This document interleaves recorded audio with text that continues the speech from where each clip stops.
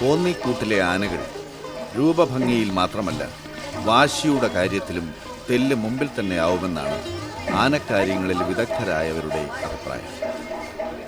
ചുമ്മാ തായം കളിക്കാനും നാലാൾ കൂടുമ്പോൾ തറുതല പറയാനും വന്നാൽ വകവെച്ചു കൊടുക്കില്ലാത്ത ഒരു മിട്ടാമിറാസു. അതാണ് ഈ 35കാരൻ. മതപ്പാടൊന്നുമില്ലെങ്കിൽ വെറും പാവം. ചുമ്മാ പശുവിനെ അഴിച്ചു വിടും പോലെ അമ്പലപ്പറമ്പിൽ അഴിച്ചു വിട്ടാലും ആർക്കും ഒരു കുഴപ്പവും ചെയ്യില്ലാത്തവൻ എന്നൊക്കെ കടവൂർ നിവാസികൾ ഇവന് രണ്ടാമതൊന്നും ആലോചിക്കാതെ തന്നെ സ്വഭാവ സർട്ടിഫിക്കറ്റ് എഴുതി ഒപ്പിട്ട് കൊടുത്തേക്കാം.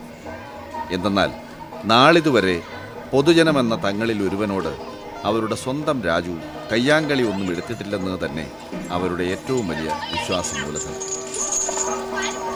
ആനക്കൂട്ടിൽ നിന്നും അമ്പലവാസിയിലേക്കുള്ള കൂടുമാറ്റം കക്ഷിക്ക് അത്ര ദഹിച്ചോ എന്ന കാര്യം സംശയമാണ്.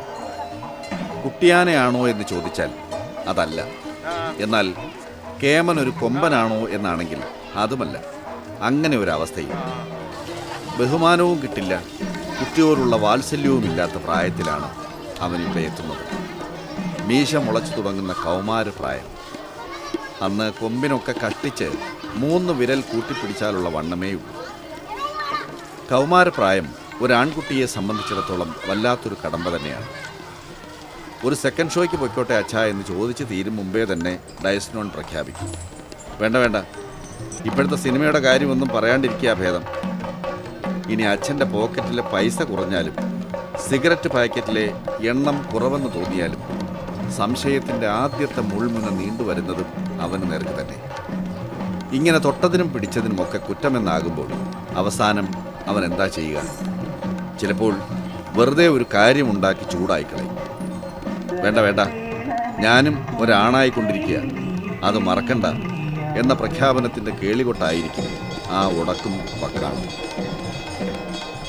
കുറച്ചു വർഷങ്ങൾക്ക് മുമ്പ് നമ്മുടെ രാജു ഭയ്യ ഒപ്പിച്ച ഒരു സൂചനാ സമരത്തിൻ്റെ പൊരുളും അങ്ങനെ ഒന്നായിരുന്നു.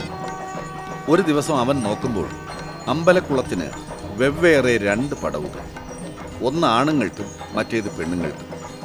ഇതെന്ത് ന്യായം? ഇതെന്ത് നീതി? അമ്പലത്തിൻ്റെ സ്വന്തമായ ആനയ്ക്ക് മാത്രം ഒരു കടവുമില്ല, പടവുമില്ല. ST നിഷേധിക്കുന്ന ബസ് കണ്ടക്ടറുടെ താടിക്കിട്ട് തോണ്ടുന്ന വിദ്യാർത്ഥി നേതാവിനെ പോലെ അവൻ്റെ ധാർമ്മിക രോഷം അണപൊട്ടുവാൻ പിന്നെ ഒട്ടും താമസമുണ്ടായില്ല. പാപ്പാനച്ഛൻ്റെ പിടിയും വിടുവിച്ച് നേരെ കുളത്തിലേക്കൊരു സമ്മർ സാൾട്ട്, എന്നിട്ടൊരു പൂന്തു വിളയാട്ടം. ഇക്കടവിൽ നിന്ന് മുങ്ങിയാൽ പിന്നെ പൊന്തുന്നത് നേരെ കുളത്തിൻ്റെ അക്കരയിൽ. ഇടയ്ക്ക് മാത്രം ഒന്ന് തല പൊട്ടിച്ചു നോക്കും. ആഹാ, പോയിനടാ പയലുകളെ, ആരുണ്ട് ഇവിടെ ചോദിക്കാൻ? അതായിരുന്നു അതിൻ്റെ അർത്ഥം. മണിക്കൂറുകൾ നീണ്ട ആ സമരത്തിൽ അന്ന് തോക്കും സന്നാഹങ്ങളുമൊക്കെയായി പോലീസും ഫയർഫോഴ്സും എത്തിയെങ്കിലും അവസാനം ചർച്ചയിലൂടെ തന്നെ പ്രശ്നം ഒത്തുതീർപ്പായി. എത്രാമത്തെ വയസ്സിലാണ്? ഞാൻ 8 വയസ്സായി. ഈ കൂട്ടത്തില് നമ്മളെ കുടുംബ പാരമ്പര്യം. വീട്ടില് വേറെ എല്ലാവരും ആനക്കാരാണ്. അപ്പൊ 8ാമത്തെ വയസ്സ് മുതൽ നമ്മളിതിൻ്റെ കൂട്ടത്തിലുണ്ട് പോന്നു. അപ്പൊ ഇതിന്റെ കൂടെ ചേട്ടൻ വന്നിട്ട് എത്ര വർഷമായി? ഇതിൻ്റെ കൂട്ടത്തിൽ വന്നിട്ട് ഈ ആന 90 നടക്കി വെച്ചപ്പോൾ ഈ ആനയുടെ കൂട്ടത്തിലുണ്ടായിരുന്നു. വെക്കുന്ന സമയത്ത് ആദ്യം മുതൽ ചേട്ടനുണ്ട്? ഉണ്ട്. അത് കഴിഞ്ഞ് പിന്നെ ഞാൻ ഇത് ഇവിടുന്ന് മാറിപ്പോയി. മാറിപ്പോയപ്പോൾ എന്നെ കൊല്ലം ചിന്നക്കട വെച്ച് ആന കുത്തണം. വേറെ ആന? അത് കഴിഞ്ഞ് പിന്നെ 9 മാസം കഴിഞ്ഞാണ് പിന്നെ വീണ്ടും ഈ ആനയിൽ വരണം. തിരിച്ചു വരും. അത് കഴിഞ്ഞ് വീണ്ടും ഈ ആനയിൽ മാറിപ്പോയി. എത്ര വർഷം അങ്ങനെ മാറി നിന്നിട്ടുണ്ട്? മാറിയിപ്പം ഏതാണ്ട് ഒരു 6-7 കൊല്ലം മാറിയിരുന്നു. ഇടയ്ക്ക് മാറി നിന്നിട്ടുണ്ട്. ആ മാറിയിരുന്നതിന് ശേഷം പിന്നെ ഞാൻ ഈ ആന 2 വരെ കുത്തൊക്കെ ചെയ്ത ആന. അങ്ങനെ ആ ഇതിൽ ഞാൻ ഇവിടെ വന്നു ആന അഴിക്കാൻ വേണ്ടി. അങ്ങനെ അത് കഴിഞ്ഞ് പിന്നെ സ്ഥിരമായിട്ട് നമ്മളിവിടെ ആയി. ഇവിടെ തന്നെ കുട്ടിപ്രായത്തിൽ തന്നെ അല്പശുണ്ഠിയൊക്കെ ഉള്ള കൂട്ടത്തിലാണോ? അപ്പോഴൊന്നും കുഴപ്പമൊന്നുമില്ല. അങ്ങനെയൊന്നുമില്ല. ഇല്ലായിരുന്നു. ആന അവിടെ കോന്നിക്കൂട്ടിൽ നിന്ന് ഇവിടെ കൊണ്ടുവന്നതിന് വേറെ കുഴപ്പമൊന്നുമില്ല.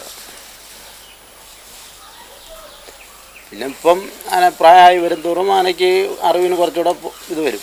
നമ്മുടെ മനുഷ്യരുടെ കൂടെ അത്യാവശ്യം ഇതൊക്കെ ഉണ്ട്, ഒത്തിരി ശുണ്ഠിയൊക്കെ ഉണ്ട്.